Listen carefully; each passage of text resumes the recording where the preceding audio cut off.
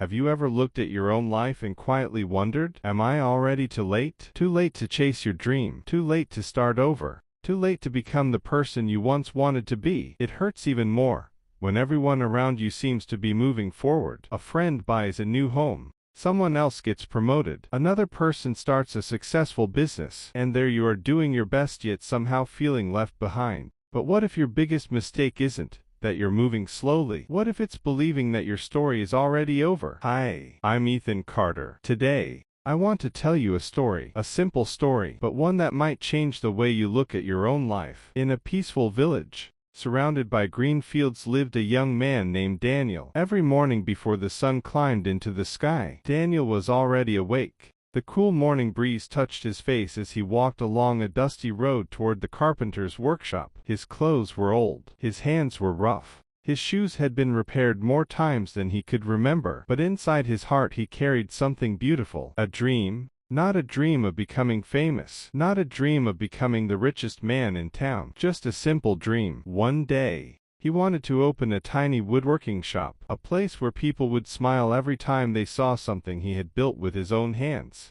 Every evening after finishing work, Daniel walked back home. He would quietly kneel beside his old bed, pull out a small wooden box, and gently drop a few coins inside. Clink. Some days it was only one coin, some days two, but every coin carried hope. Every coin whispered, keep going. Months passed. The wooden box slowly became heavier, and so did Daniel's belief that his dream was getting closer. Then life changed. His mother became seriously ill. The doctor needed payment. Medicine wasn't cheap. Daniel didn't hesitate. He picked up the wooden box, opened it, looked at every coin he had spent years saving, and without saying a single word he handed it over. The box became empty. His dream would have to wait. Months later his mother recovered. Daniel smiled. He started saving again. 1 coin, 2 coins, 3 coins. Hope returned. Then, the rainy season arrived. A powerful storm swept across the village. The roof of Daniel's small home collapsed. Rain poured inside. Everything was soaked. Once again, Daniel reached for the same wooden box. Once again every coin disappeared. That night he sat outside,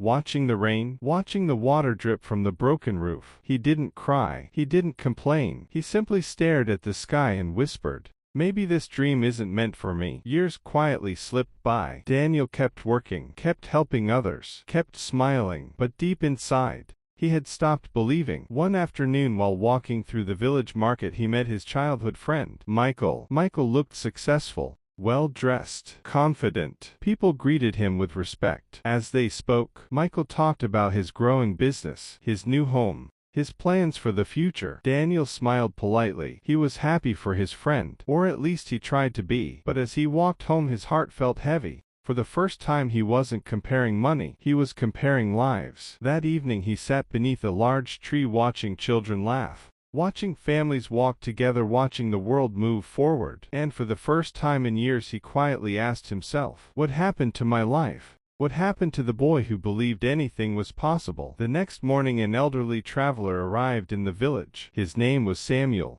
He wasn't rich, he wasn't famous, but everyone seemed drawn to him, not because of what he owned but because of the peace they saw on his face. Daniel watched him from a distance. Something about the old man made him curious, so he slowly walked over and asked the question that had been living inside his heart for years. How do you stop feeling like you're falling behind? Samuel smiled, not because the question was simple, but because he had once asked it himself. He sat down beside Daniel under the shade of the old tree.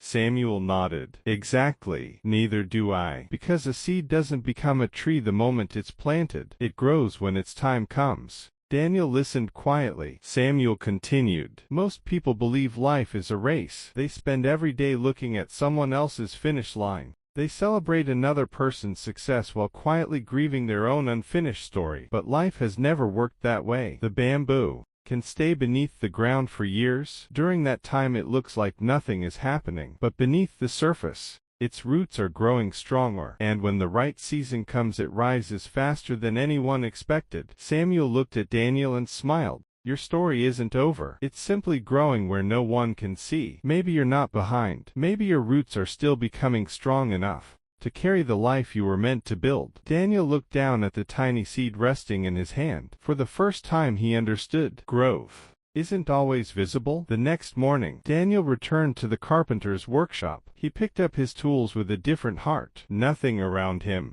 had changed, but everything inside him had. Years later, people from nearby villages came to Daniel's little woodworking shop. Not because it was the biggest, not because it was the cheapest, but because everything he built was made with patience, care, and love. Sometimes the greatest dreams take the longest to bloom. So if you've been wondering whether you're already too late, remember the seed. Remember Daniel. And remember this: just because you can't see your roots growing doesn't mean they aren't preparing you for something extraordinary. If this story touched your heart, please like, subscribe, and share it with someone who needs hope today, because your story isn't over yet.